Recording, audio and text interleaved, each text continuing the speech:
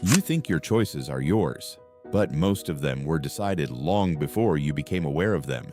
Imagine yourself standing in a brightly lit hallway, or perhaps a crowded office, or even at your own front door. Someone is looking at you, their eyes expectant, their posture leaning slightly into your personal space. They've just asked you for a favor, something that requires your time, your energy, or perhaps your dignity. Before you even arrived at this moment, you had a script. You had practiced the word no. You had felt the cold, hard resolve of your boundaries. You knew exactly why you couldn't do it. But then the air in the room seemed to thicken.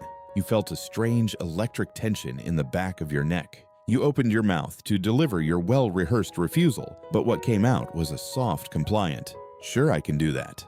You probably think your choices are yours, but your brain made most of them long before you noticed. In that split second of hesitation, a silent coup occurred within your skull. Your conscious mind, the part of you that reads philosophy, plans for the future, and prides itself on its integrity, was shoved into a dark corner, tied and gagged, while a much older, much hungrier part of your biology took the wheel. You watched yourself agree as if you were a passenger in your own body, a ghost witnessing the betrayal of your own intentions. It is a haunting sensation, isn't it? That moment of yes followed immediately by a sinking feeling in the pit of your stomach, the realization that you have just signed away hours of your life to a cause you don't believe in. So before you get comfortable, take a moment to like the video and subscribe, but only if you genuinely enjoy what I do here. Tell me where you're watching from and what time your mind decided to question itself tonight. Now dim the lights, maybe turn on a fan for that soft background hum, and let's step quietly into the hidden architecture of the human mind. To understand why you just betrayed yourself, we have to look at the machinery. Daniel Kahneman, the late architect of behavioral economics, proposed a framework that turns our concept of self upside down. He spoke of two systems operating within you. System 2 is the one you identify with. It's the slow, deliberate, logical voice that solves math problems and weighs the pros and cons of a career move. It thinks it is the protagonist of your story.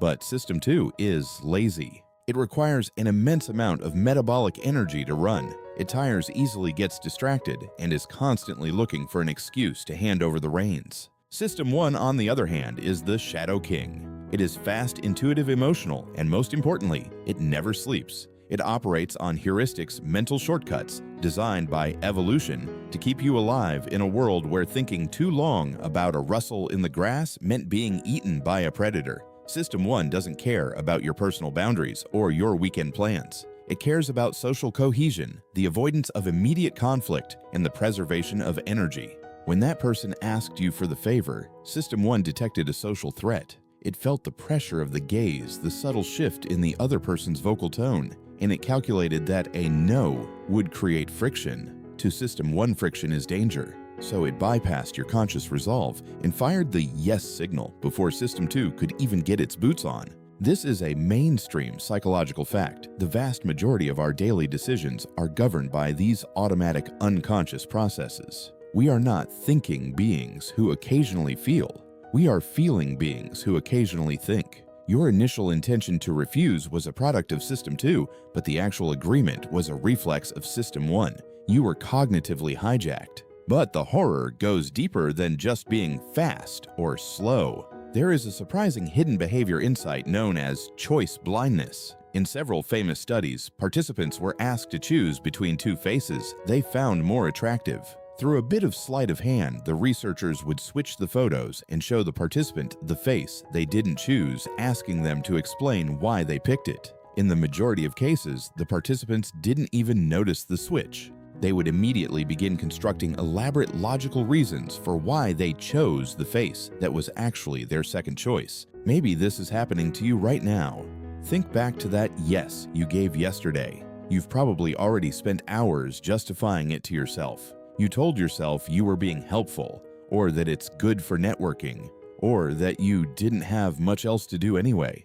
But those are lies. They are post hoc rationalizations created by your brain to hide the fact that you weren't actually in control. Your brain is a master at making you feel like the captain of a ship that is actually being steered by the currents of the deep ocean. You are not a commander. You are an historian writing the story of your life after the events have already happened, desperately trying to make them look intentional. There is a terrifying possibility that our will is nothing more than a spectator sport. Psychologists still debate whether the conscious veto, the ability to stop an action after the brain has already initiated the signal, is actually a functional reality or just another layer of the illusion.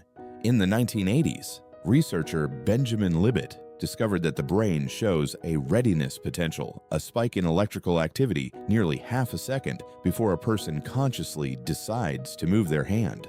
Half a second is an eternity in the world of neurology. It suggests that the decision is merely a notification sent to your consciousness to let it know what's already happening. When you agree to something you intended to refuse, you are experiencing this delay in real time. You are feeling the gap between the brain's impulse and the mind's awareness. The social pressure, the desire to be liked, the fear of awkwardness, these are all primal forces that move your muscles and vocal cords before your self is even invited to the meeting. You are a biological machine running on ancient code, and that code prioritizes fitting in over standing out. Think about the physical sensation of that moment, the way your chest tightened, the way your eyes avoided theirs for just a fraction of a second. That was the battle being lost. You felt the no in your gut, but the yes was already in your throat. You are living in a house where the doors open and close on their own, and you spend your days telling yourself that you're the one who turned the handles. It is a quiet, persistent manipulation, not by some external villain,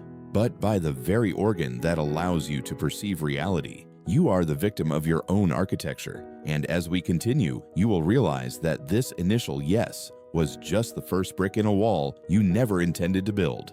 Consider the weight of a gift you never asked for. Remember that false certainty from earlier, the belief that your no was a fortress. It turns out that fortress has a back door, and the key is often as simple as a cup of coffee or a meaningless compliment. We are walking through a world filled with invisible threads, and every time someone does something nice for you, they are looping one of those threads around your wrist. You don't feel the tug immediately. You feel a sense of warmth, a fleeting moment of gratitude. But beneath that warmth, System 1 is already balancing a ledger you didn't know existed. This is the rule of reciprocity, a mainstream psychological fact that serves as the bedrock of human civilization. In every culture ever studied, there is a deep-seated, almost primal obligation to repay what another person has provided. It's what allowed our ancestors to trade food and tools without the constant fear of being cheated. If I give you a portion of my kill today, I can rest easy, knowing you will feed me when my own hunt fails. It is a survival mechanism, a social glue. But in the modern world, this glue has been refined into a high-grade adhesive used by marketers, negotiators, and that one friendly colleague to bind you to their will. Think about the last time you walked through a grocery store and a smiling person offered you a tiny cube of cheese on a toothpick. It's a gift. Write a free sample. You take it, you eat it, and suddenly you find yourself looking at the price of a block of cheese you never intended to buy. You aren't even particularly hungry for cheese, yet the discomfort of walking away without buying anything feels like a physical weight. That is the gravity of the silent debt. You didn't ask for the sample, but your brain registered it as a transaction. To walk away without paying back the favor, even a favor as small as a 20-cent cube of dairy, triggers a sense of social deviance that most of us find intolerable. Maybe this is happening to you right now. Perhaps someone recently did you a small, unsolicited favor. They stayed 10 minutes late to help you with a spreadsheet, or they brought you a souvenir from a trip you didn't even know they were taking. You felt touched, but now they've come to you with a request. It's a bigger request than the favor they did for you. It's an hour of your time, a signature on a document, or a yes to a project you despise. You feel the no screaming in your mind, but your hand is already moving to help them. You are being crushed by the weight of a debt you never signed for. There is a surprising hidden behavior insight that makes this even more unsettling. The rule of reciprocity works even if we dislike the person who gives us the gift. In a landmark 1971 study by psychologist Dennis Regan, a subject was seated in a room with a person named Joe, who was actually a researcher. During a break, Joe would leave and return with 2 bottles of Coca-Cola, handing one to the subject. "I bought one for myself and one for you," he'd say. Later, Joe would ask the subject to buy some raffle tickets. The results were staggering. Even when subjects later reported that they found Joe unpleasant or annoying, they still bought twice as many raffle tickets if they had accepted the drink than if they hadn't. The debt overrode their personal feelings about the person. Their initial intention to ignore Joe's request was neutralized by a 5-cent bottle of soda. This suggests that our autonomy is far more fragile than we care to admit. You like to think that you only do favors for people you care about or for causes you believe in. But the reality is that your brain is a ruthless accountant. It doesn't care if Joe is a jerk. It only cares that the ledger is currently lopsided. This creates a state of psychological tension, a cognitive dissonance that can only be resolved by repaying the favor. We find the state of obligation so uncomfortable that we are often willing to agree to a much larger repayment just to be free of the feeling. You will trade an hour of your life to pay back a 5-minute gesture just to stop the internal alarm from ringing. Psychologists still debate whether this urge to reciprocate is an innate biological drive hardwired into our neurons or a purely cultural construct reinforced through childhood socialization. Is it a reciprocity gene that helped us survive the Ice Age, or is it just the result of 1,000 thank you lessons from our parents? Regardless of its origin, the effect is the same. It turns you into a puppet. When someone gives you something unasked, they are not being generous. They are taking a mortgage out on your future behavior. They are choosing the time and the place of your next yes. Notice how the most effective manipulators never ask for anything up front. They start with the give. They offer information. They offer free consultations. They offer no obligation trials. They know that once they have placed that small symbolic weight in your hands, your System 1 will begin the process of internalizing the debt. By the time they actually make their request, your no has already been compromised. It has been softened like a piece of wood soaked in water. You find yourself in a bizarre position. You are now protecting the person who is manipulating you. You don't want to seem ungrateful. You don't want to be that person who takes and never gives. You are more afraid of a perceived social faux pas than you are of losing your own agency. The yes that slips out of your mouth isn't an expression of your will. It's an exit strategy. You are paying a ransom to get your peace of mind back. But the tragedy is that once you pay, you've proven that the method works. You've invited them to do it again.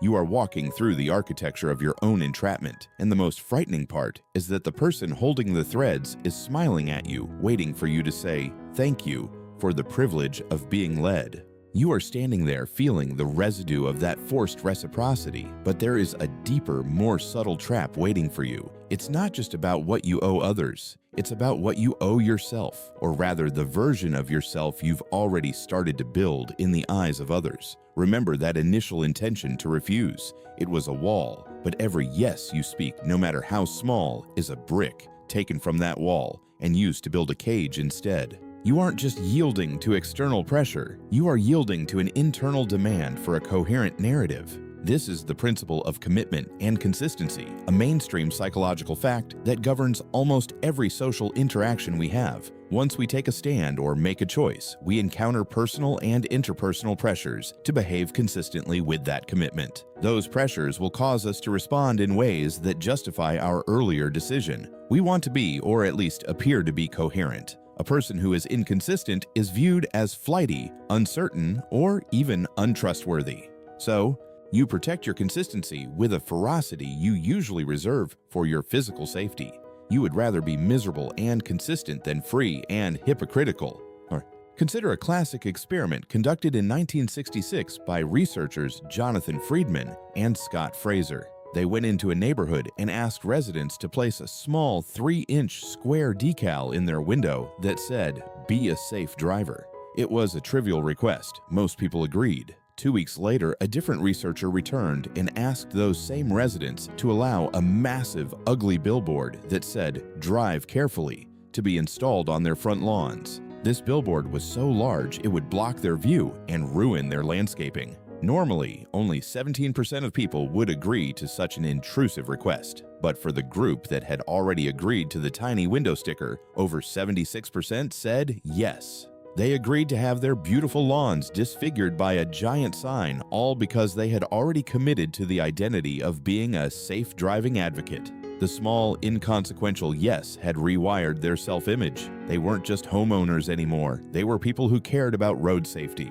And a person who cares about road safety doesn't say no to a sign, no matter how hideous it is. This is the foot in the door technique, and it is a surprising hidden behavior insight into how your initial intentions are dismantled. The first request isn't the goal. The goal is to change your soul.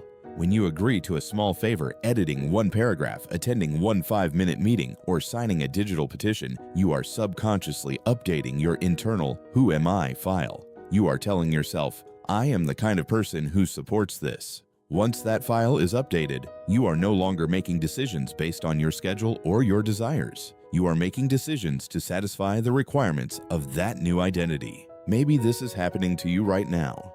Think about that subscription you haven't canceled because you want to be a person who stays informed, or that committee you've joined despite having no interest in the cause, simply because you said yes to a coffee meeting 3 months ago. You think you're staying because you're committed to the project, but you're actually staying because you're afraid of the psychological vertigo that comes with being inconsistent. You are trapped in a character you never asked to play, performing for an audience that might not even be watching. Psychologists still debate whether this phenomenon is driven by Daryl Bem's self-perception theory, the idea that we observe our own behavior to figure out what our attitudes are, or by the traditional theory of cognitive dissonance. Are you being consistent because you've genuinely changed your mind about who you are, or because the discomfort of being a hypocrite is too painful for your ego to bear? The distinction is academic, but the result is a total loss of your initial no.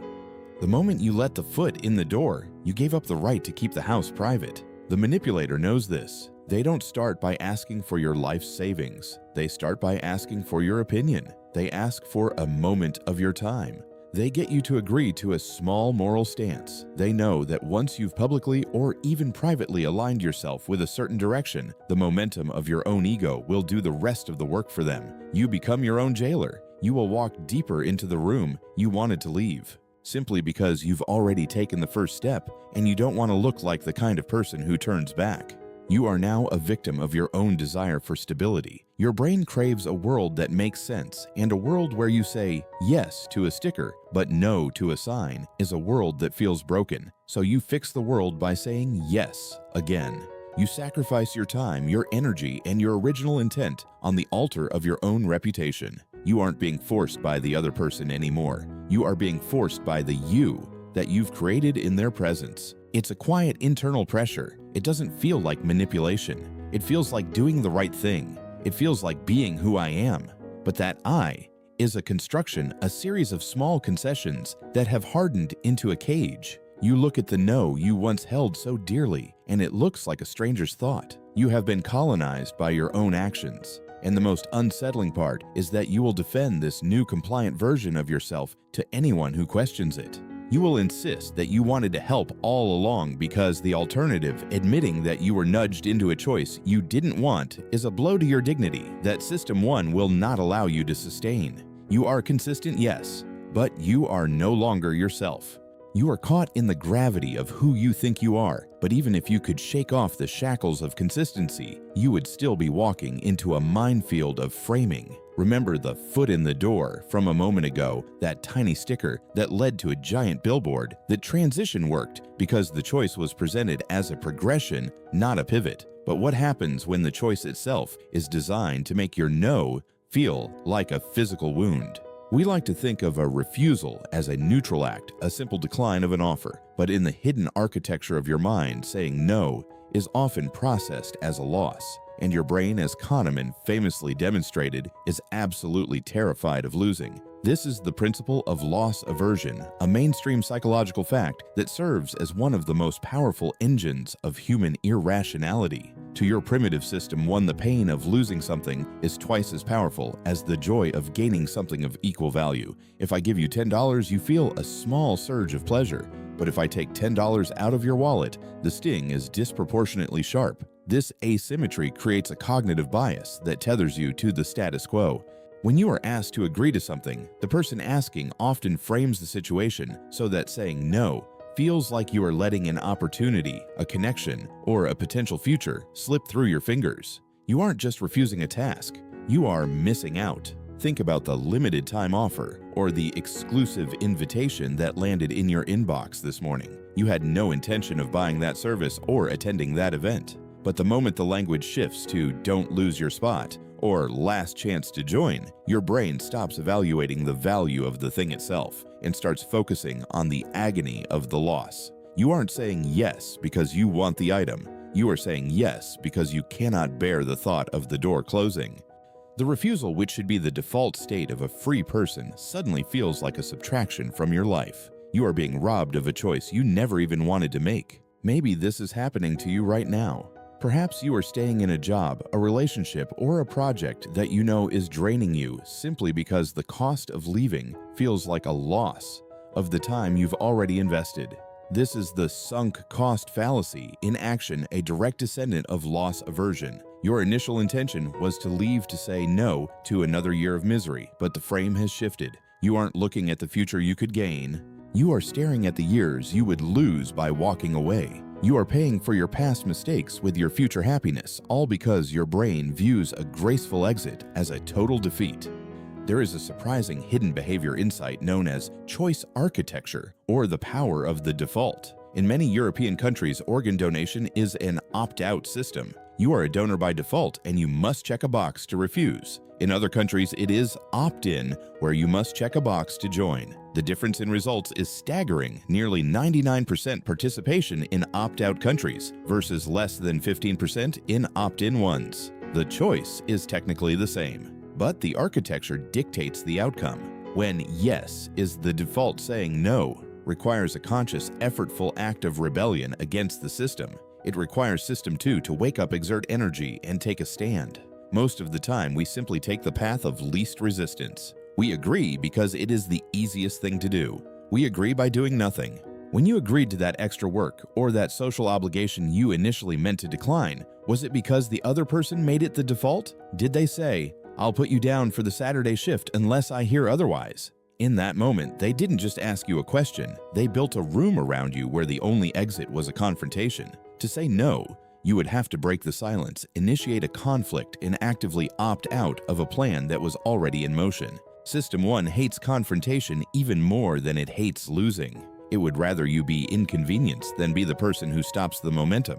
You became a yes through the sheer gravity of someone else's assumption. Psychologists still debate whether the intensity of loss aversion is a biological constant or a cultural adaptation to scarcity, whether we are born with this fear or if we learn it from a world that rarely gives second chances. But while the scholars argue the world continues to use this fear against you, they frame your no as a rejection of a gift. They make you feel like you are canceling instead of just not starting.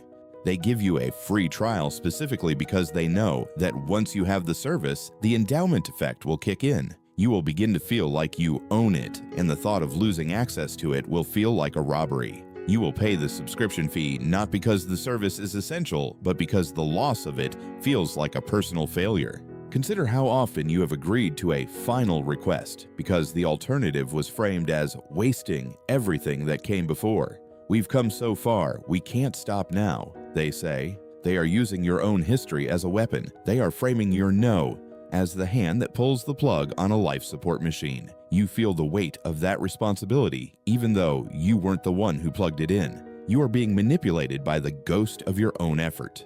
You are walking through a landscape where every path is tilted toward yes. The signs don't say welcome, they say don't leave. You find yourself agreeing to things not out of a sense of purpose, but out of a desperate need to keep your hoard of potential intact. You are like a collector who refuses to throw away a broken clock because you might one day find the time to fix it. You are terrified of the empty space that a no would create. So you fill it with the clutter of other people's desires. Your life is becoming a collection of things you were too afraid to lose, leaving no room for the things you actually wanted to find. You are trapped in the architecture of the almost, forever saying yes to avoid the shadow of a no. Even as you stand in the debris of your own boundaries, having navigated the minefields of reciprocity, consistency, and the fear of loss, there is one final towering shadow that looms over your choices, the shadow of authority. Remember that silent debt from earlier or the cage you built out of your own need for consistency. They are powerful, yes, but they are often horizontal pressures coming from peers or from within your own ego. But authority is a vertical force. It is the weight of the hierarchy that has been pressed into your DNA since your ancestors first huddled in tribes. When a person you perceive as superior asks you for something, your initial intention to refuse doesn't just crumble, it evaporates. It is replaced by a cold mechanical necessity to obey. This is the chilling reality revealed by the Milgram experiments, a mainstream psychological fact that remains one of the darkest mirrors ever held up to human nature. You've likely heard of it. A participant is told by a researcher in a gray lab coat to deliver increasingly painful electric shocks to a learner in the next room whenever they answer a question incorrectly, despite the screams of agony, despite the learner begging to stop, and despite the participant's own visible distress, trembling, stuttering, digging their fingernails into their palms. 65% of people went all the way to the maximum lethal voltage. They didn't do it because they were monsters. They did it because someone with a title and a uniform told them they must. They had entered what Stanley Milgram called the Hijacking state, a condition where a person no longer views themselves as responsible for their own actions, but sees themselves as an agent for carrying out another person's wishes. When you agreed to that unethical request from your boss, or that unreasonable demand from a doctor, or even that invasive question from a stranger who just happened to sound very confident, you were entering your own version of the agentic state. You felt the no in your throat, but you felt the sir or ma'am in your bones. You surrendered your moral compass to a symbol of status. You weren't a person making a choice anymore. You were a cog in a machine that had been switched on by a voice of authority. This surrender is a profound relief for System 1. If you aren't the one in charge, you aren't the one who can be blamed. You traded your autonomy for the safety of being an instrument. There is a surprising hidden behavior insight regarding the symbols of authority that trigger this compliance. It doesn't take a high-ranking general or a world-renowned scientist to flip this switch in your brain. In a 1974 study by Leonard Bickman, a researcher dressed either in civilian clothes, a milkman's outfit, or a security guard's uniform would stop people on the street and tell them to do something nonsensical, like picking up a piece of trash or giving a dime to a stranger at a parking meter. People were twice as likely to obey the security guard than the milkman, even though the guard had no actual legal power and the request was completely unrelated to security. We don't obey the person, we obey the costume. Maybe this is happening to you right now. Perhaps you are currently following the advice of someone not because they are right, but because they are wearing a suit, or they have a certain number of followers, or they speak with the unshakable cadence of someone who expects to be heard. You are a biological creature that has survived for millennia by following the leader. In the harsh environments of our past, the tribe that questioned the leader's every move was the tribe that starved. The instinct to comply is a relic of that survival. But in the modern world, this instinct is a handle that anyone can grab. When someone speaks to you from a position of perceived expertise or power, your system 2, the critical thinker, is often put on standby. You stop looking at the content of the request and start looking at the status of the requester. You find yourself nodding and agreeing to a plan you know is flawed simply because the person presenting it has a more expensive watch than you do. You are not listening to their logic. You are listening to their rank. Psychologists still debate whether this obedience is a result of an agenic state, where we lose our sense of self, or a more active desire to cooperate with a perceived expert to maintain social order. Are we mindless drones when faced with authority, or are we strategic actors who believe that following the rules is the most efficient way to navigate a complex society? Regardless of the motive, the outcome is a total suppression of your original intent. Your no was silenced by a title before it could even become a sound. Recall the physical sensation of that moment, the way your posture slightly slumped, the way you lowered your voice. You were physically signaling your submission. You think you agreed because their argument was compelling. But if you look closely, you'll realize their argument was actually quite weak. It was their presence that was compelling. You were responding to the ancient music of the hierarchy, a melody that bypasses the rational mind and speaks directly to the limbic system. You gave up your time, your principles, or your comfort, not because you wanted to, but because the architecture of human society is built on a foundation of yes, sir. You are a passenger in a vehicle driven by 1,000 years of social programming. Every time you find yourself agreeing to something you hate, you are seeing the wires that connect you to the rest of the species. You are a node in a network, And sometimes the network sends a command that overrides your local settings. You are walking through a world that is constantly trying to recruit you into its service, using your own biological shortcuts to keep you in line. And as you realize the sheer scale of the forces arrayed against your no, you begin to understand that your yes was never really a choice at all. It was an inevitability. The air in the room feels different now, doesn't it? The hum of the fan, the shadows in the corner, the weight of your own hands in your lap. They all seem a little more distant, a little less certain. You have spent your life believing that you are the architect of your own destiny, that your decisions are the product of a clear and conscious will. But we have stepped through the hidden layers of your mind, and we have seen the machinery. We have seen the silent debts of reciprocity, the tightening cages of consistency, the paralyzing fear of loss, and the heavy shadow of authority. You are not the master of your house. You are a guest in a mansion built by evolution, and you are only allowed to see the rooms that System 1 has already finished decorating. The no you intended to give was a ghost, a flicker of light from a System 2 that arrived too late to the scene. By the time you became aware of the choice, the transaction was already complete. The mind is not always your ally.